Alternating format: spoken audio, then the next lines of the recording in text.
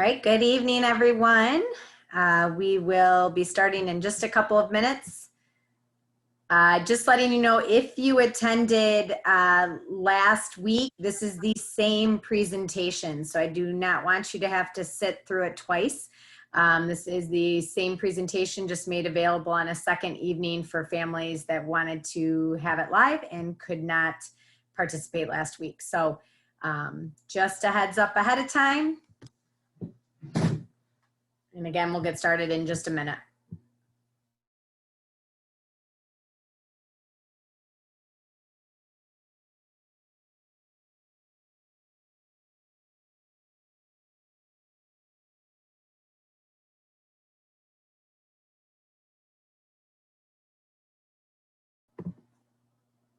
All right. So welcome everybody. My name is Katie Jeffrey. I'm the principal at Fuel. Again, I just said it, but for anybody who just joined us, this is a repeat of the presentation that was given last week. So it is essentially the same with obviously the only difference would be the chat questions at the end. So if you attended last week, I do not want to waste your time. You can log on out, and if you have individual questions, feel free to email those to me. Otherwise, welcome everybody, and I'm going to share my screen. Mrs. Keefe is going to be monitoring the chat in case there's anything along the way, but we will do the presentation, and then we will take questions and answers live from the chat at the end. So please make sure that you are on mute. I'm going to run through these frequently asked questions first, and Mrs. Keefe, just interrupt me if there's anything pressing that needs to be addressed right here and now. All right, so here we go. So as I said to our families last week, first things first is that we all need to have a growth mindset this year. So these are specifically for parents, guardians, our families. These are some things that we are asking of you and that I think we can do together. So the first one, I know it's kind of a blurry image, but I loved it so much I had to take it. So the first one is we don't need all the answers to get started. We are, as I've said many times in the last few weeks, we are building the plane as we are flying it. This is, other than our crisis schooling in the spring, which was significantly different than what we're about to do. Nobody's really done this before. I saw a great meme, Miss Amy, our Montessori teacher, said, had this week that, I think it was her. There is no Harry Wong, who's like a guru for us when we start our teaching careers. There is no playbook for pandemic teaching. So this is all new, and we're not going to have all the answers. So I need you to know that as the parent, that's okay, and same thing to expect on our end. The next one, big one, is that everything is figure-outable. We're going to make mistakes. We're going to have issues along the way, and we'll fix them. I think if you've been a Fuel parent before and part of our K-5 family, you know that we will do everything we can to make things work. So that's a key one. The third is that my child, their teacher, and I are on the same team. This is vitally important. Please, please, please over communicate with your child's teacher this year. And I'm asking them to do the same. I know that is difficult, but we need to know how things are going, when things aren't going well, when things are going well. They love to hear that. We're on the same team to help your child during this time. So please keep that in mind in all of your communications. The fourth one is we don't know the full plan yet, but we will figure it out, very similar to number 2. The fifth one is together we can do hard things. This has been a big focus of our PD. Our teachers have been back, everyone in the district, since Monday, every day, online meetings, trainings, learning about equity during this time, thinking about new instructional strategies. Working together, we can do some pretty amazing things. So we're going to keep that at the forefront. And the final one is that this is hard, but we can work together for solutions. I cannot say enough how much this is going to be my mantra this year. I'm going to ask for patience. I'm going to ask for grace. And again, like I said, over communication between all of us so that we can find solutions instead of dwelling on the problems. I think it's been very difficult over the last, gosh, how long has this been? Forever, 5.5 months, to really focus on solutions, it's easy to get mired in the things that are hard. So that is going to be our mantra together. So some frequently asked questions. So I'm going to go through everything that has been asked before and show you a few resources, and then I'll take some live questions at the end. The first is the elementary K-5 schedule. So asynchronous what? This is what the online teaching schedule looks like. Big question that has come up. Does this start on Monday? This coming Monday is the first day of school, August 31st. And no, this full schedule does not start until September 14th. I'll go over what our first 2 weeks will be in a moment, but this is what will happen starting September 14th. Anything that is in blue is called synchronous in the education world, and that means it's live, it's online.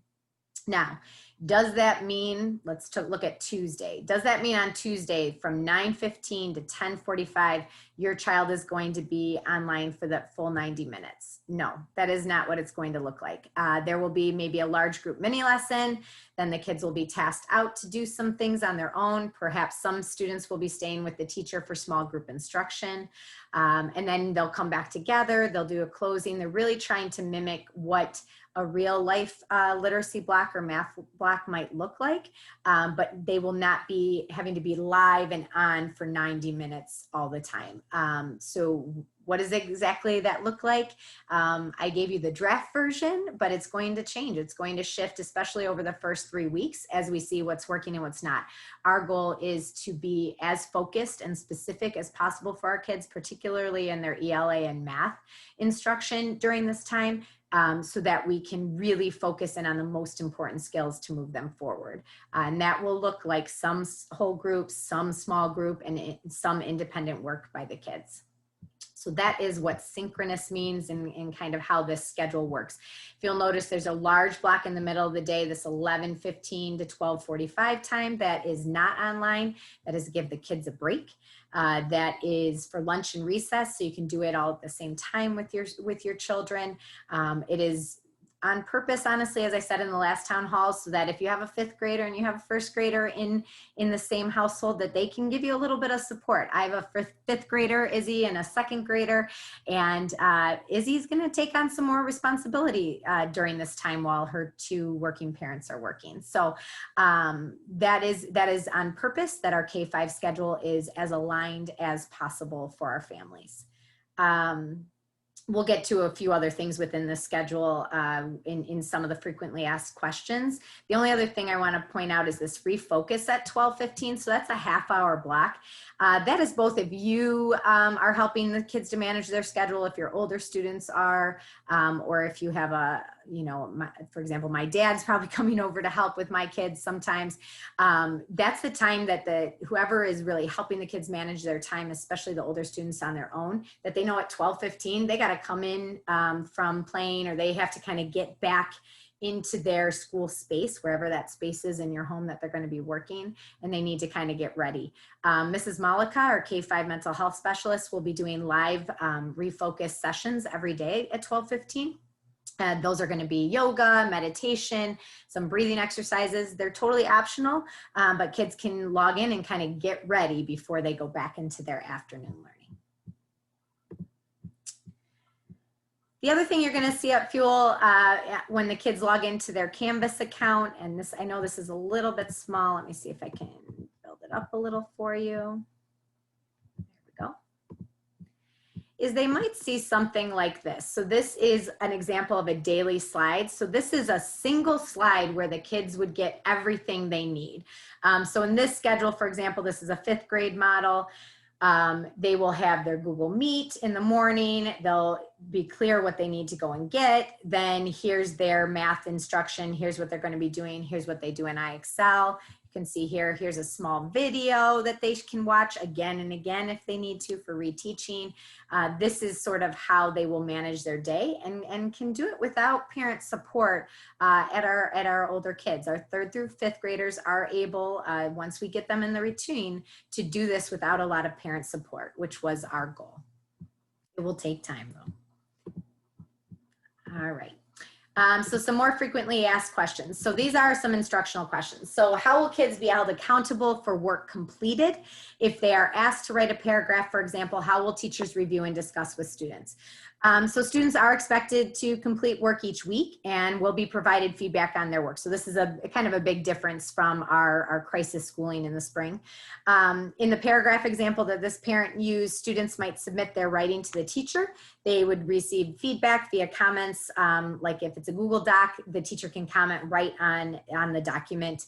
Other programs we use, like our Envision Math or iExcel, that gives students real-time feedback. So right there, let's say it was an Envision Practice Buddy, 5 questions. It'll tell them right away how they did. It'll also help them troubleshoot if they got something wrong. And that informs us. We get the results right away, and then the teachers know what they need to reteach and who might still need some extra small group instructional time. Teachers will also follow up and allow for reteaching within their small group structures throughout the week. Fridays. So Fridays, as you notice, is pretty much a complete day that's not live. Our specials teachers will have drop-in times there for students who want to make up some specials times or have some of that essential classwork like music, gym, art, and Spanish. But teachers will also have about a half hour of office hours. That's really time that's going to be for you as the parents to call in if you need help on something, or the kids to go in and get a little extra help. But mostly Friday is a day where they can kind of look back through their week. What's not done yet? What can I still do? And get caught up. Let's see, next question. Will any of the lessons be recorded for the kids to view at a later time if they can't be on the meet? So unfortunately, due to student privacy laws, we cannot record lessons. Our teachers will always, though, work with students just like they would in a brick and mortar school when they miss a lesson. So if a student is absent on a regular school day, the teacher works to help catch them up. Many of the teachers will also have recorded mini lessons. A lot of our programs have videos that the students can watch again and again. So a lot of the things that you're concerned about, if you have to miss a day or a live meet, those are embedded within our resources. Will there be a point in the school year where in-person learning will be an option? So this is my favorite question. I hope so. So this is the response from the district. Sorry, I'm going to read this one. The plan adopted by the Board of Ed calls for students to potentially return for the start of second semester, which is January 19th. However, since the board adopted the original plan, the state of Michigan did pass new legislation about a week and a half ago, which requires our return to learn plan to be reauthorized monthly.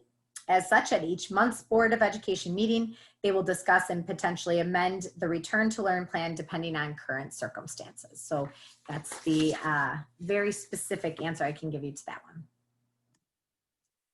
How will resource room services be structured and delivered this year? So on the Ferndale, the main Ferndale Facebook page, there is a recorded live town hall for special education from last week. If this is a question that concerns your student, I highly, highly recommend, if you missed that, that you go on and watch that town hall. That has almost everything you need to know for special education.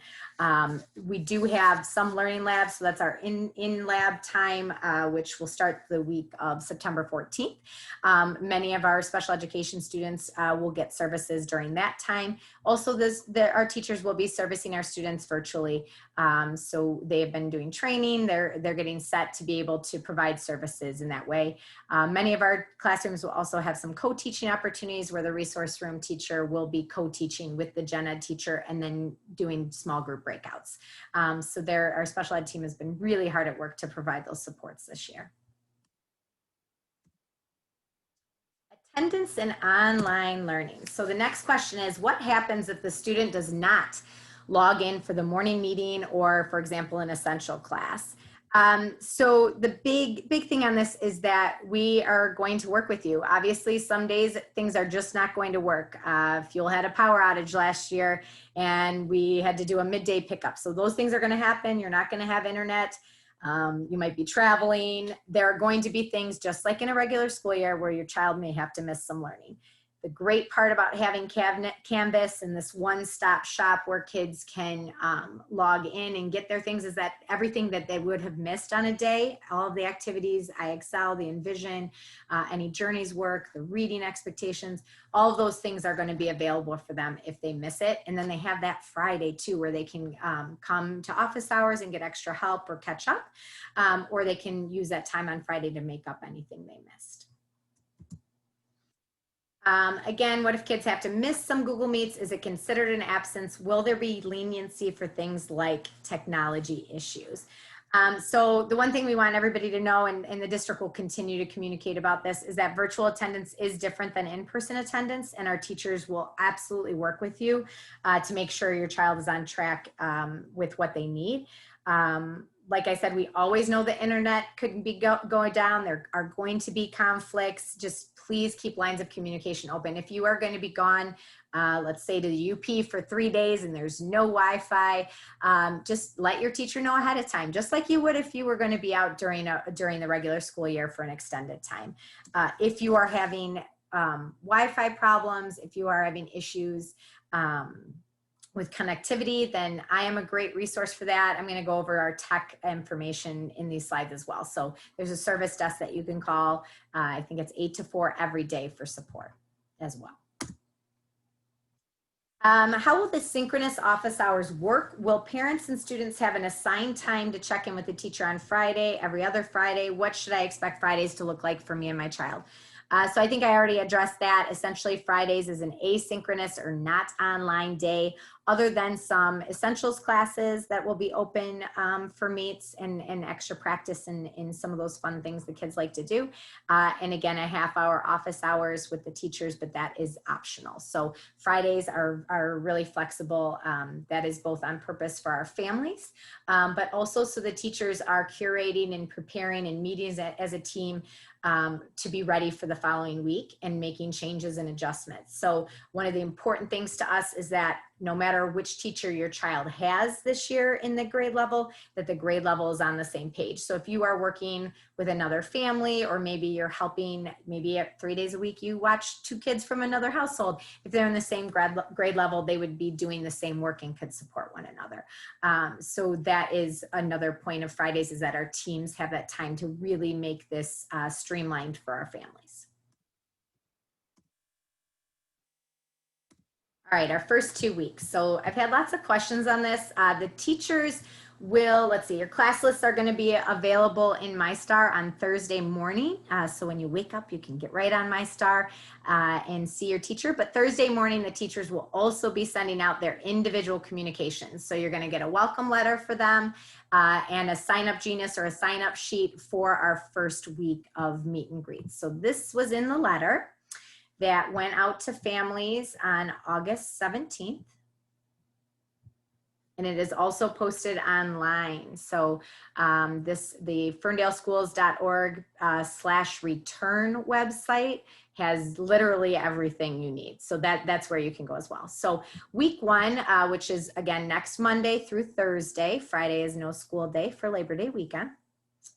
Every day that week, students will log on from 9 to 10 or 9 to 9:45 for their online class meetings. So the goal of those meetings is community building, meet the teacher gets to know names, all the things we would do in person, we'll be doing during those morning meetings virtually.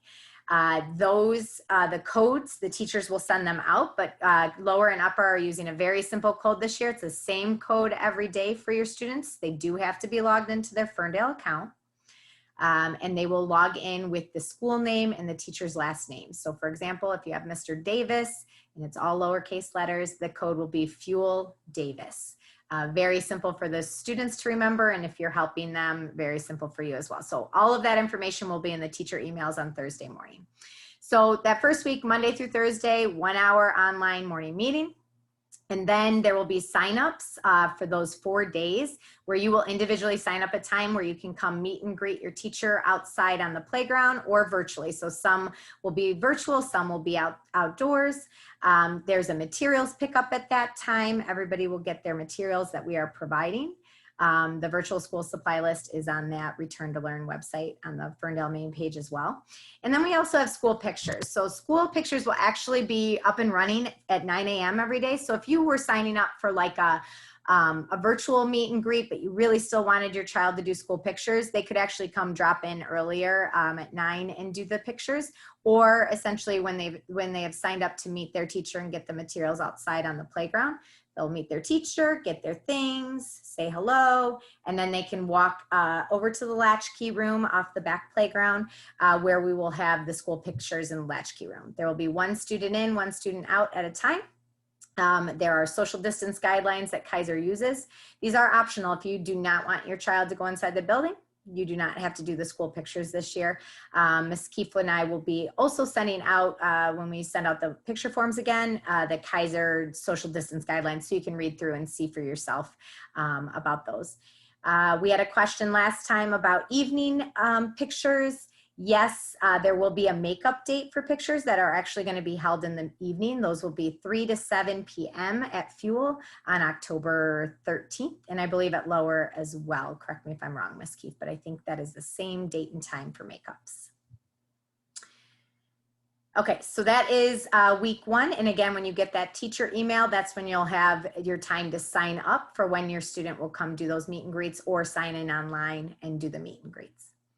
Week 2 is also a little different. So again, we're not yet in that full 3 to 3.5 hours a day online learning.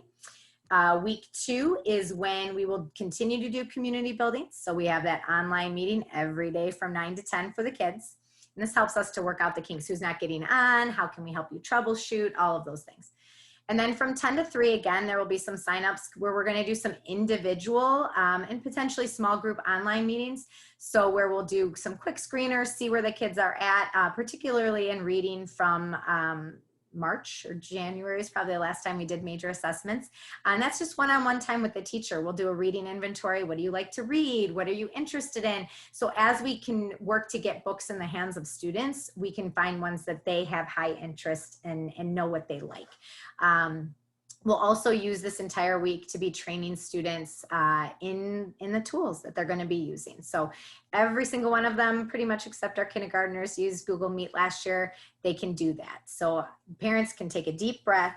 That is something that we can easily have the students do and we'll work with them on. But we're going to use that second week to teach them some of the other tools.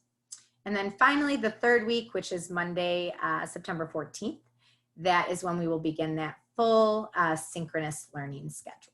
And that is also when Learning Labs will begin. One of the questions that came up is, will there be evening meet and greet opportunities? Yes, we're trying to do them within the daytime. That's when the teachers are there and working. But many of our teachers have been able to flex at least one evening, so there will be some evening spots. Your students, the materials we're giving them, let's say if you're a 5th grade parent, well, can my student bike up and get their materials and meet their teacher on their own? Yes, but they need to have a mask.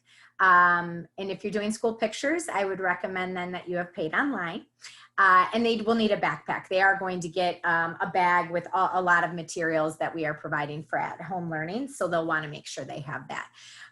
But of course, we'd love to see our families. But yes, like if you have a caregiver that works with your family, like my dad helps out in our family. My husband and I are both working. So yes, the caregiver could come up with the student to the playground. But just make sure everybody has a mask on. We are going to be sticking to the social distance guidelines when we are outdoors. I think I've addressed school pictures. Is it mandatory? It is not. And again, it is one student in, one student out. There's only going to be at any time about 20 families probably on the playground, maybe even fewer than that because we're signing them up in slots. So it's going to be a very easy picture run where they would go in with their mask on, do their picture and come out. So there's shouldn't be too many other questions on that, but I'm happy to answer them afterwards during the live time if you have some. Okay, assessment and testing. How will grades be handled during remote learning? So I'm losing my notes. Where are my notes? So great. So the teachers will be using MyStar. for grading, there will be assessment this year. This is school. It is, yes, we're still in pandemic situation, but it is not crisis schooling. We have had time to build our systems. Students will be expected to complete work and turn it in. As always, we will be flexible, especially as things come up for families, but there will be grades. Likely at the 3-5 level, what we'll have is, those of you who have middle school students, you'll be able to see any major assessments, summative assessments, projects. Those will go into MyStar gradebook. So when you log into your student's MyStar, you'll be able to see that. The teachers will also be frequently communicating with you as well. And again, you can always email the teacher if you're not quite sure that your student is doing what is expected of them. And we'll be communicating that as well. Will the usual standardized testing be given this year? Currently, yes. M-STEP is still scheduled to be given in April for 5th grade and in May for 3rd and 4th graders. The state of Michigan has applied for a federal waiver to waive all testing during the pandemic, but no waiver has been granted as of yet. You can always call your representatives and your senators regarding that. In addition, the new state plan that was passed about a week and a half ago did require that we give an assessment in the first 9 weeks of school, and again in the late winter and spring. For Ferndale, that is going to be NWA. We're still getting information on how that is going to work from home, but NWA has been transitioning like everybody else to a virtual setting. So that is one of the 5 assessments that the state allows us to do, and that is the Ferndale assessment that we have. So it'll be NWA. And then, of course, we will be doing some one-on-one assessments, but those are really much like NWA. Those are for instructional decision-making, lets us know where kids are at and how we can tailor the instruction to them. Great. My favorite question. So workload, working adults. So big question, and this is the question we're using, but this came through in a couple of different forms. So if you said, I've submitted the question and I don't see it on here, this is the question. How are you handling this if both or one of the parents work out of the home? How are parents to handle the instruction when one works out of the home and the other is home with a deadline or heavy workload? Some said I work until the evening. I don't have a babysitter. How do you expect this to be done?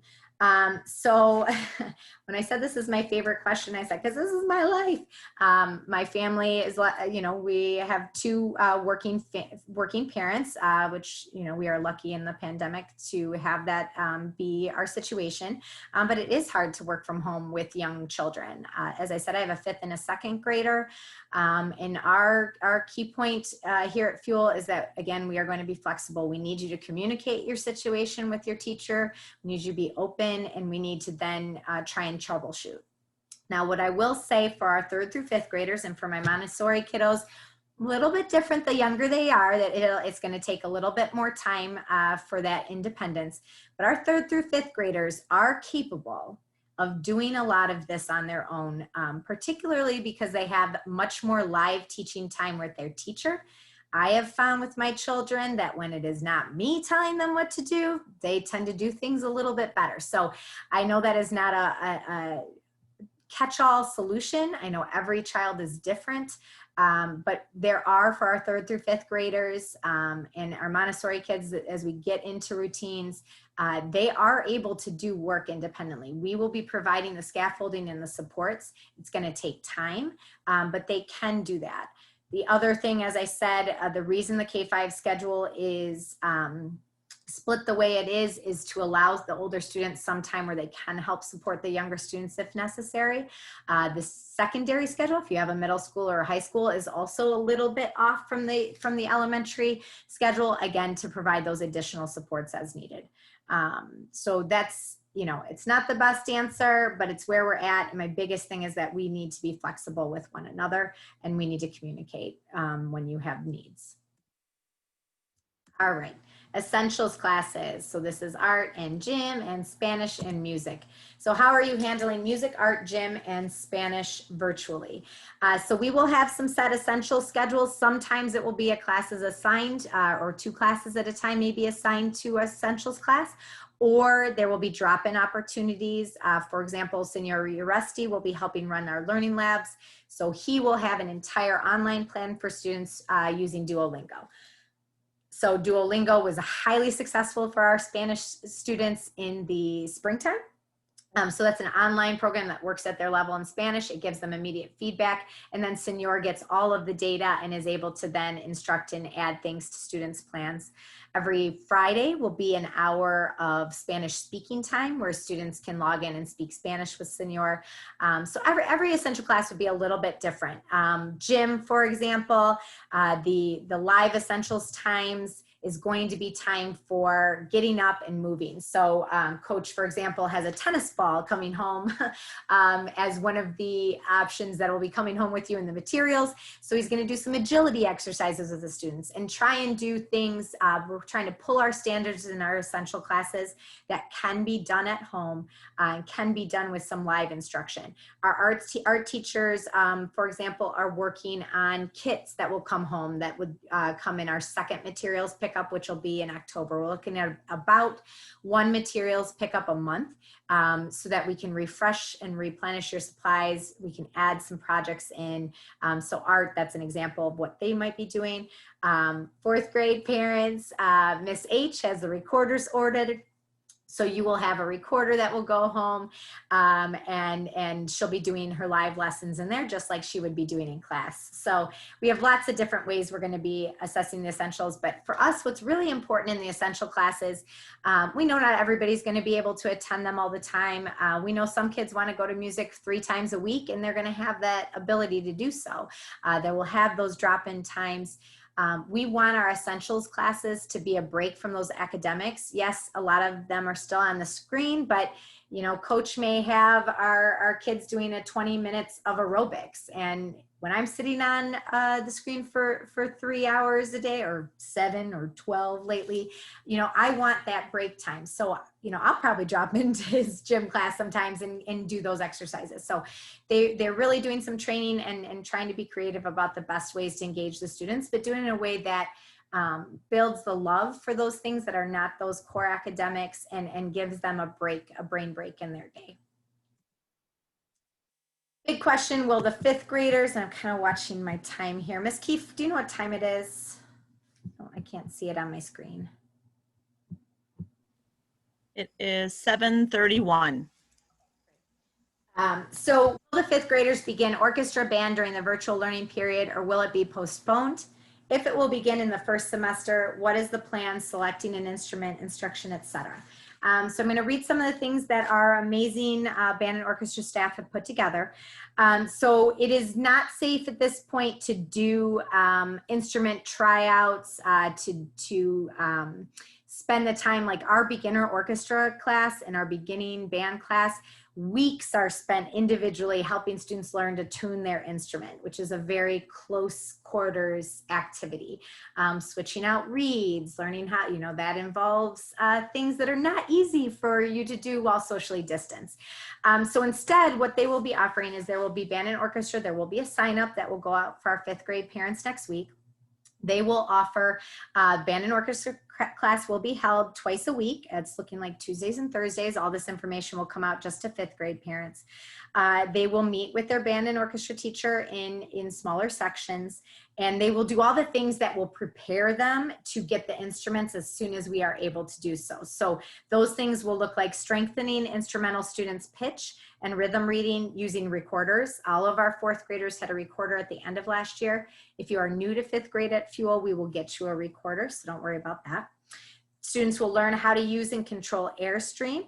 This is relevant mostly to band, but it's a skill that they're going to teach.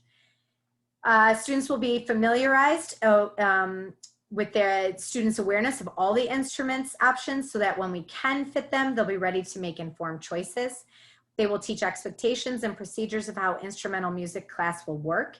And we believe that this package of goals overall will help us to get a rapid start when we can actually start the real instruments. The staff has also been hard at work coming up with creative ideas. Like we may have our middle school and our high school band and orchestra students come to the live time and demonstrate the instruments and to talk about their experiences in band and orchestra and to teach the kids.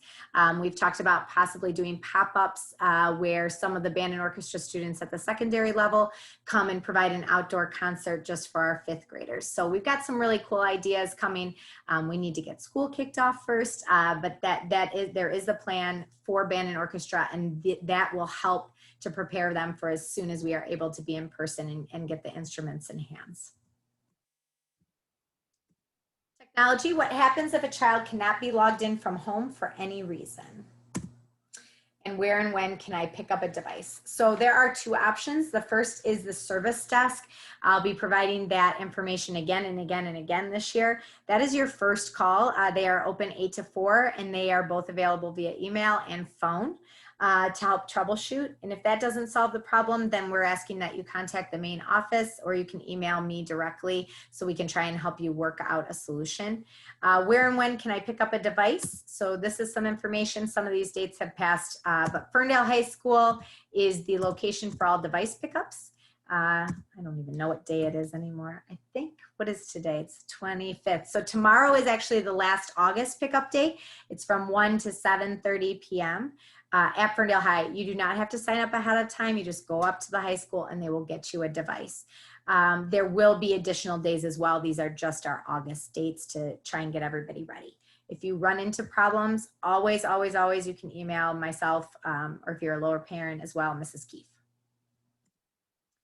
All right, so I'm going to head out of the presentation for a minute and we'll go to our chat questions.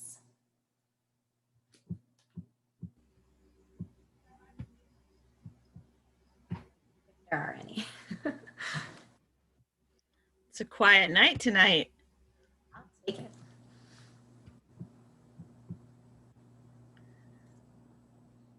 Okay, Carrie, what's your question? You can write it down. I can see it, Miss Keefe. Okay. Okay, so Miss Gusta, is that Carrie Gusta? Who is that? Yeah. She asked about, there's lots of talks about parent pods. So I will be very clear on this. The district is not in charge of or supporting parent pods. I have lots of literature on that I could provide you with. If you choose to do them, that is your right as a family. I know, for example, because we have 2 working parents in my household, I have a family that will be taking my son that is hopefully going to be, you know, on the same page as us. They'll be taking him probably once a day when my husband has a heavier schedule for, he's a middle school teacher.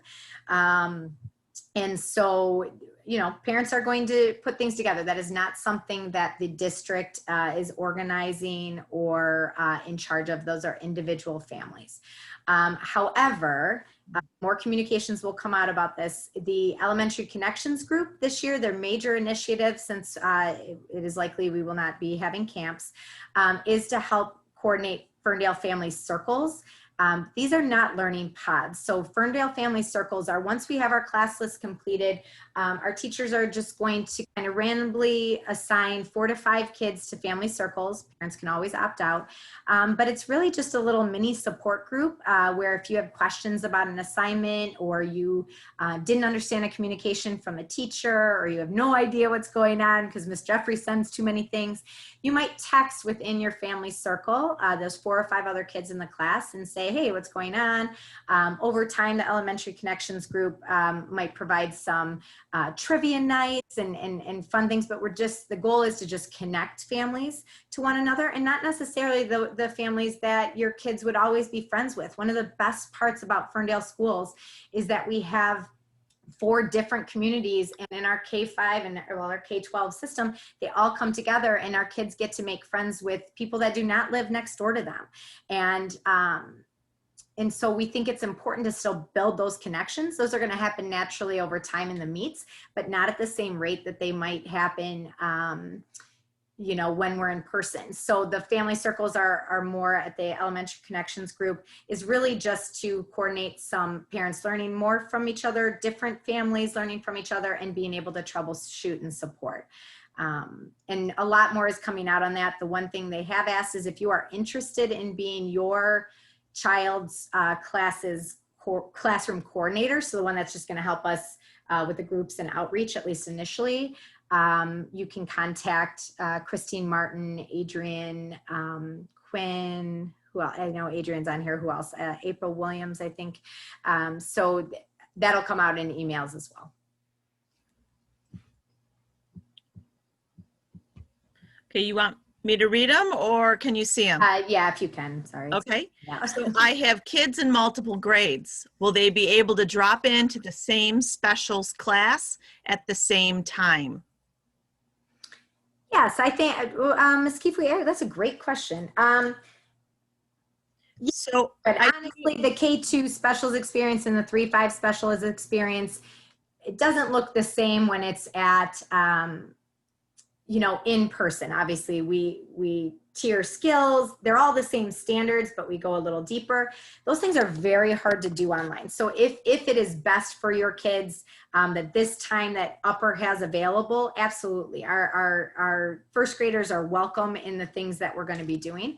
And I'm sure vice versa, Mrs. Keefe, K2. So they're not getting as much specials time as they would in person. That's twice a week for, you know, at the lower 40 minutes of gym twice a week.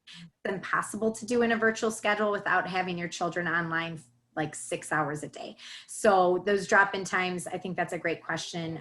We can make that clear in our future communications.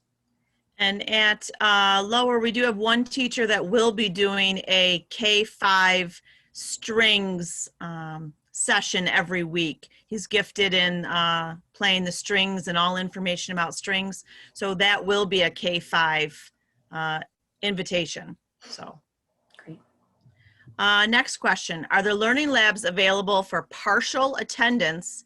And if so, how do we sign up for the kids for specific days? Yep, thank you. So initially with our learning labs, and lots of communications will be coming out on those. They start the week of the 14th.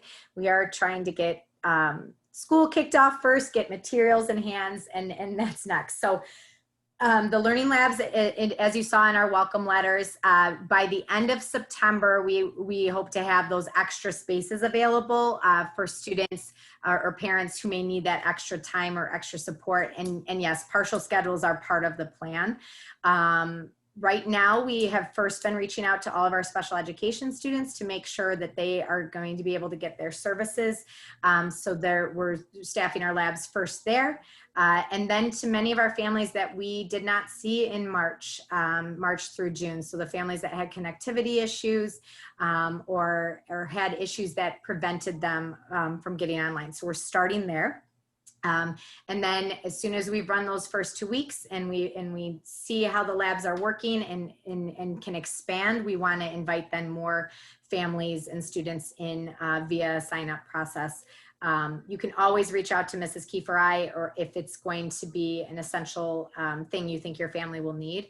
But I have to say from the very beginning that the safety of our staff who are coming in and staffing these, and our students that are coming every day, many of our high needs students, that we have everything as safe as it can possibly be. So we are slowly opening those labs. We are tiering people in so that we know the systems, we know how the bathroom is going to go, and we anticipate and see all those things. We have staff that are coming in to staff those. We're not worried about that, but we want to slowly bring kids in so we can do it as safely as possible. And then we will open up more spaces. Okay, that was the last of the questions. Anyone else have a question? Feel free to type it in. You guys are easy. So this will be recorded, and if you know, if anybody missed it, so you can send it along. The one from last week is also recorded. There were some additional questions on there. I'm just going to go back to the presentation then for just a moment. and bring it back to our points. So Fuel's one word for this year is resilience. We have kind of a bamboo theme. As a plant that bends but does not break. This is going to be a tough year. This is going to be hard for all of us. But if you have been a Fuel parent before, I think you can attest to that.